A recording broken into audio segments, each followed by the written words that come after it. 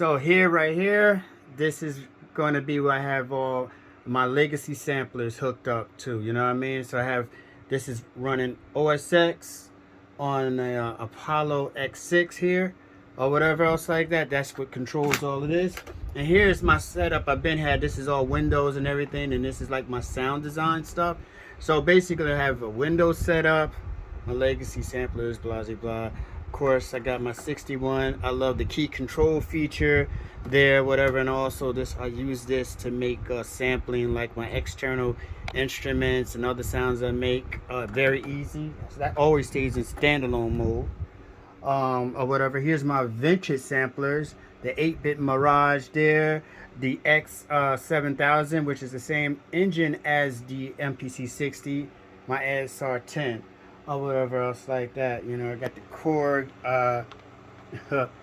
Poly 800, which I'm gonna be trying to mess around soon and make something for y'all guys on that and everything. Oh, and my reel to reel, my analog reel to reel, stuff like that. And okay, these are my UAD. That's the silver face, that's the black face, blah blah blah. I still love the silver face, even though they say the black face sounds better.